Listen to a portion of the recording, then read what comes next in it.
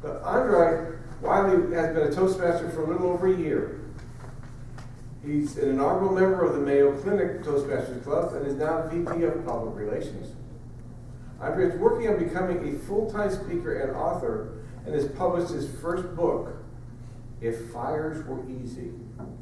Today he's giving a 15-minute speech out of the Professional Speaker Manual Project #1. Here is Andre talking about his book with his speech entitled, If Fires Were Easy. Welcome, Andre.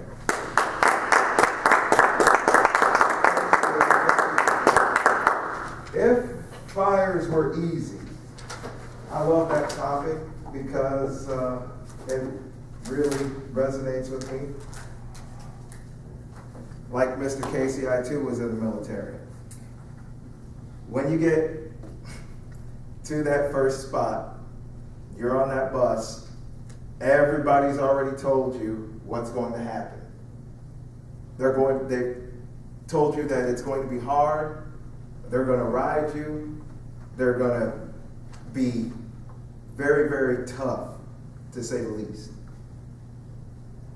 But it's not until you actually get in that situation that you find out the truth.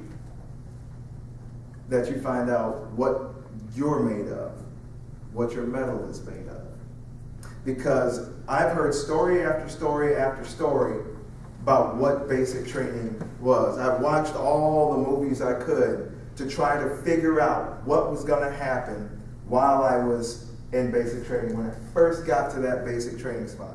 And I can tell you all the preparation in the world did not prepare me for the onslaught of what happened. When the drill sergeant got on the bus, I was one of the first people that he looked at. I don't know why. I just feel like my whole life I've been that one person that just stood out to people who had a look of death and determination in their eyes. So when he pointed at me and said, "Get off my bus," I was shocked because I was the first one that he picked. I was the first one. How many times in life have you been the first one and you were unprepared? No matter how prepared you thought you were, you still felt like you had no idea how to prepare for that moment. We all have those moments in our lives, correct? So, when he said a second time, "What are you doing? What did I tell you? Get off my bus," I was the first one off the bus. Why was I the first one off the bus? Because I didn't want there to be a third time. I adapted to that situation and I made it happen. The Marines have a great saying, adapt and overcome. I love that saying. I use it all the time because in the military, it parallels to life. Adapt and overcome. If you don't do those two things, you will not get anywhere. As a matter of fact, if you don't adapt and overcome, you could be homeless, living out of a car, homeless, living in an abandoned building. You could be stuck at the same job day in and day out when you know that you're supposed to be the one in charge, or you're supposed to start your own business, or you're supposed to teach others on how to not end up in those situations themselves. You know you're not living the purpose that God, the universe, or whoever has created for you. You know you're not living your purpose if you haven't adapted and overcome certain situations in your life.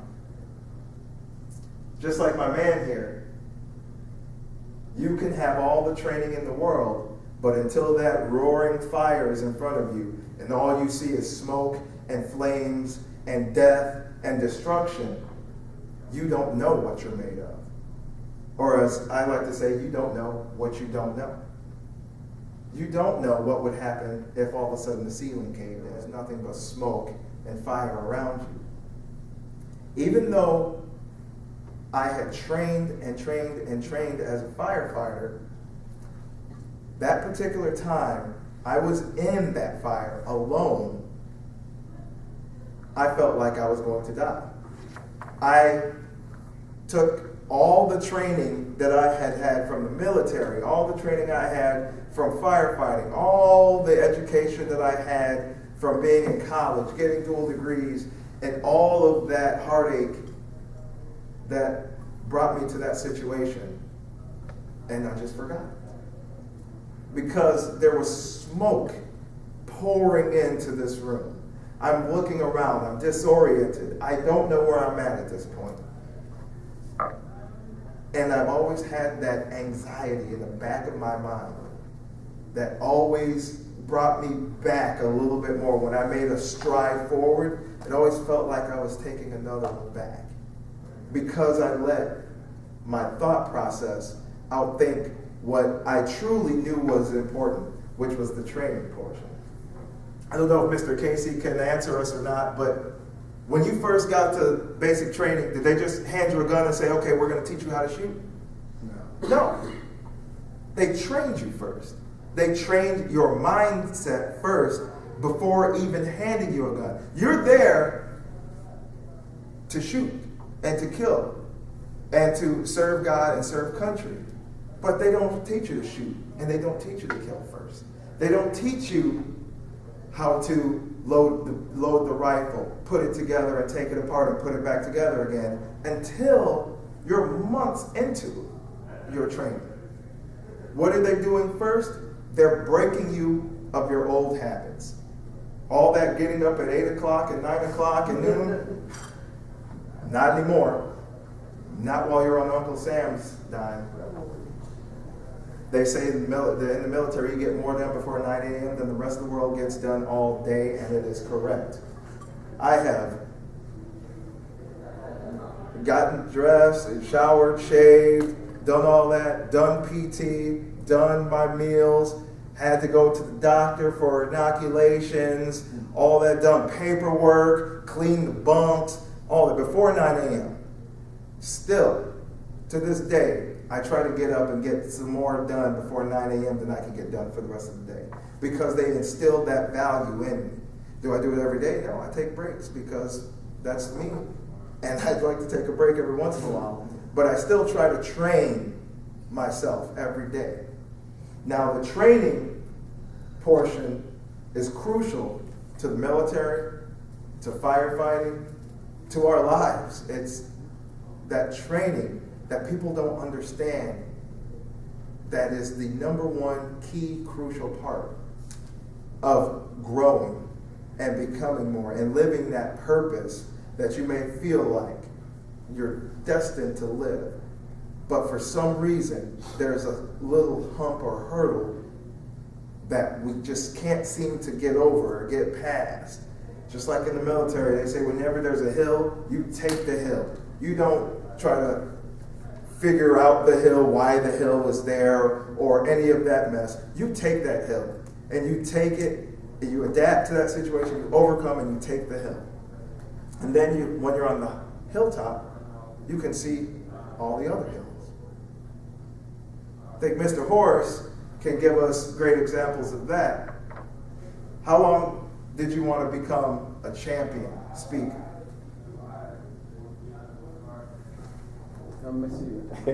You'd think that'd be an easier question. It's not easy. Since, I guess, when I saw Mr. Jim Hall win it. Wow. So you had that for a long time in your head. But when did you actually get over that hill and take that hill? Was it when you were just kind of sort of wanting it, or when you laser focused on that goal? When I went to Lordy Correctional Facility, and I saw men there that literally had a fire that I'd lost. And then I made up my mind. And actually, it wasn't about becoming a champion. It was about becoming the best I could be. There you go. He said he had that fire. He saw the fire. He knew what the fire was. And then he took it upon himself not to become champion. I believe there's goals, and I love the goal setting portion, but I don't believe in goals. I believe in themes. I believe in paths. Because goals, I've gotten goals before and wondered, what the heck am I doing here? Why? This is my goal. I'm supposed to be happy, and I don't feel anything but a little tired. It's tiring to get a goal and to make a goal. It's tiring. It's wearing on you. But without pain, there is no progress.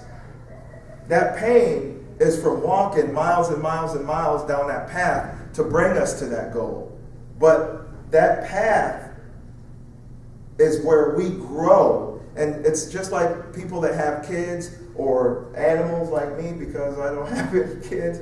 But I left for 2 weeks promoting this book, came back and realized my dog was twice as big as I thought she was. I'm talking to my girlfriend saying, what the heck are you doing? You're making my dog fat. She's giving treat after treat after treat, and now she's a little portly thing. What's going on? Because we don't see, when we're walking that path, when we're growing with the people around us, we don't understand that growth. But when we step back from it and take a few minutes from it, then all of a sudden you come back to it and you see growth all around you. It was the same thing. What I would encourage you to do is, when that fire crops up in your life, that one thing that you just can't figure out why it's blocking your path, that hill that you can't figure out why it's there, don't worry about it. Equip yourself with some tools. What I started doing is I started reading people, and then I ended up writing a book myself. Maybe that's a tool for you. I don't know. The other thing too is, when I do it, I give out little bracelets with it, and there's a reason why. There's a thin red line, they say, that firefighters walk between life and death. And in that life and death situation, you can choose to follow your training, or you can choose to follow that situation.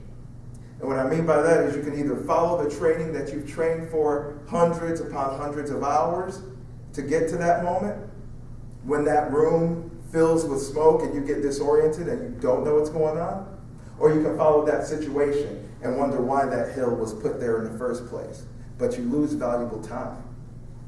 That's the only measurement that we really truly have in this world, is time. What you're trading your time for. Are you trading your time for dollars, or are you trading your time with your new son, or with those people that you know need to hear your message, or those people who need a little bit of compassion in their lives? What are you trading your time for? Are you trading your time to train, to be able to further that situation and morph it into the perfect situation that you know you're born to be in? Or are we watching TV and surfing the internet and doing other things that are taking us from that? If fires were easy, we wouldn't need firefighters. But there's hundreds upon thousands of firefighters throughout the world. So they're training to keep us safe. They're training soldiers and Marines and sailors every day to keep us safe. That is their training. So we need to train as well. Our speeches, our messages, that's what we're here to do. That's what Mr. Haley's gotten us on track for. So now we're on the path, whether you know it or not, you're already on that path. Somebody needs to hear your message. I'm telling you that.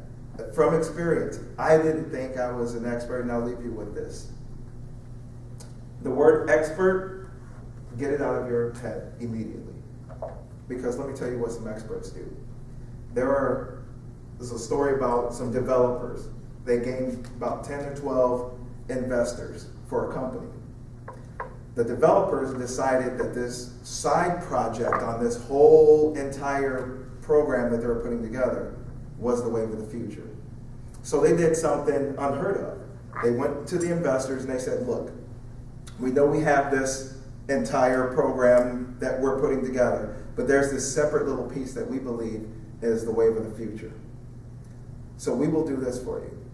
Each one of you has invested $100,000. We will give you your $100,000 back full investment, which is unheard of in investing world, to actually get your money back if something goes awry.